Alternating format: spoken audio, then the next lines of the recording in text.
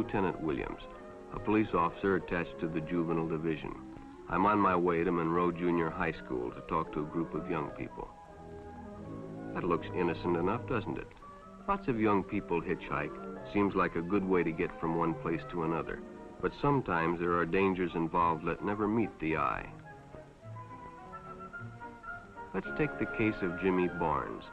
Jimmy played baseball all afternoon, and he didn't feel like walking home, so he decided to thumb a ride.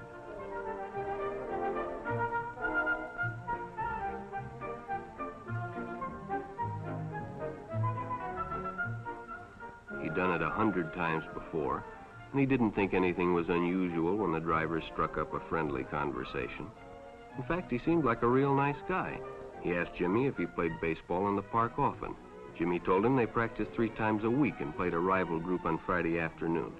The stranger was a good listener, too, and it only seemed minutes before they pulled up in front of Jimmy's house.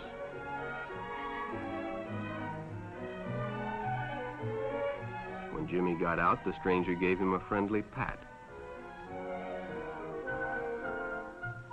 Then he told him he'd see him again, as he always drove by the park on his way home.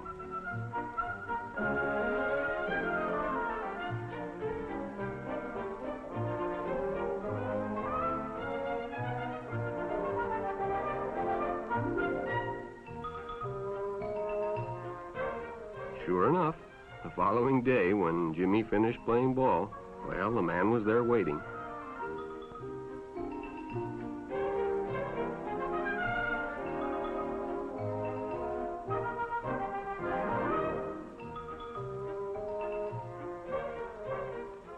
They stopped at a drive-in, and the stranger treated him to a Coke. During their conversation, he told several off-color jokes, but Jimmy had heard others before, and, well, it made him feel big to so easily win the confidence of an older person.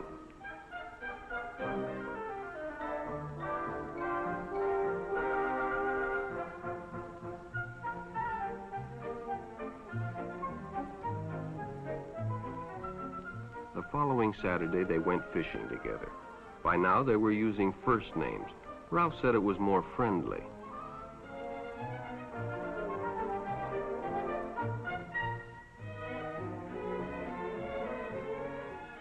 Jimmy hadn't enjoyed himself so much in a long time.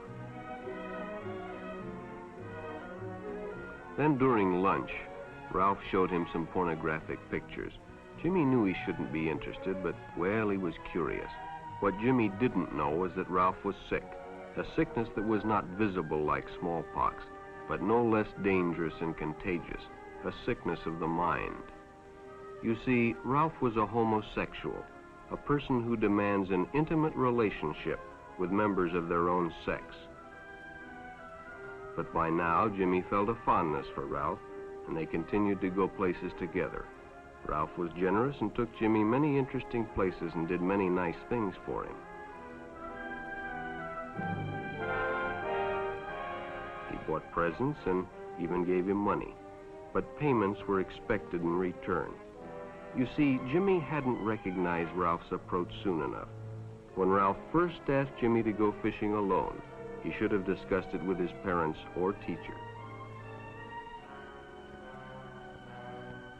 Finally, Jimmy told his parents, and they reported it to the juvenile authorities. Ralph was arrested, and Jimmy was released on probation in the custody of his parents. But all homosexuals are not passive. Some resort to violence, as in the case of Mike Merrick.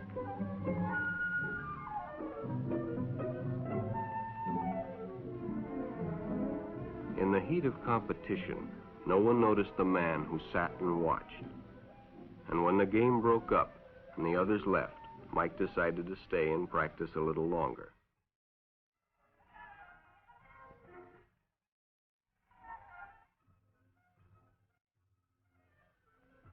The stranger joined him. He was friendly and, well, it was better than playing alone.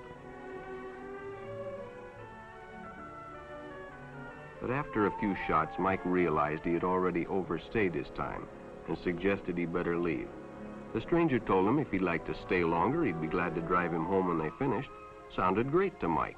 Chance to play longer and get a ride home, too.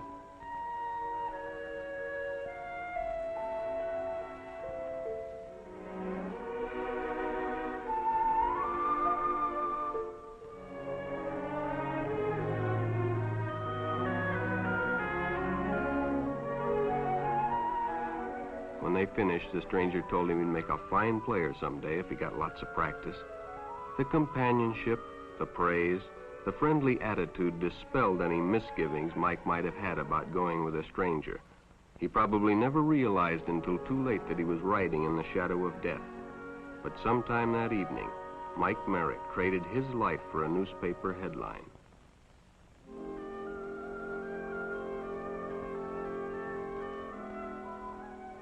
As Denny and Jerry got the papers ready for Jerry's afternoon delivery, they only casually noticed the two boys that raced by in the afternoon traffic, and they didn't pay much attention to the car that drew up shortly afterwards until the man called them over.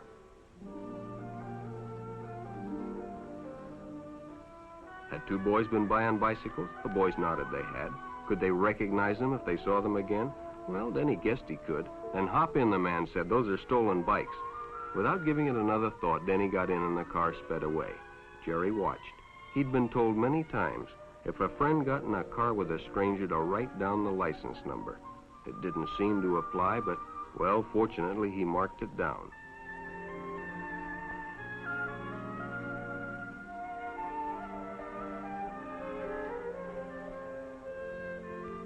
When he delivered a paper to Denny's house, he asked his mother if they'd caught the boys that had stolen the bicycles. Denny hadn't returned, so he told her the story and gave her the paper with the license number.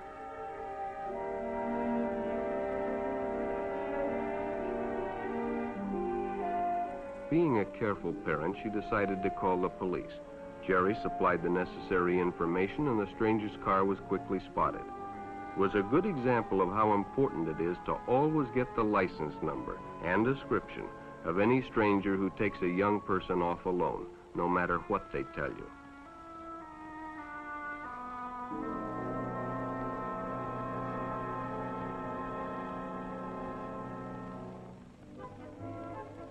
Public restrooms can often be a hangout for the homosexual. Bobby and his friends hadn't noticed the man who had been in the restroom when they changed, and as it was late, he suggested they take the shortcut under the pier, but the others preferred to take the more traveled way home.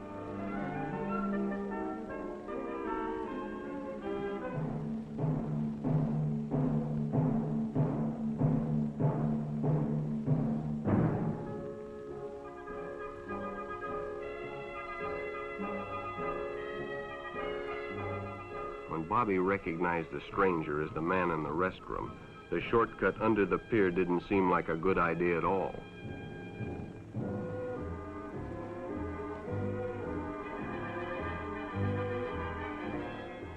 After all, it's more fun to stay with your friends anyway. Bobby had made a wise decision. It may have saved his life. The decision is always yours, and your whole future may depend on making the right one. So no matter where you meet a stranger, be careful if they are too friendly, if they try to win your confidence too quickly, and if they become overly personal. One never knows when the homosexual is about. He may appear normal, and it may be too late when you discover he is mentally ill. So keep with your group, and don't go off alone with strangers unless you have the permission of your parent or teacher.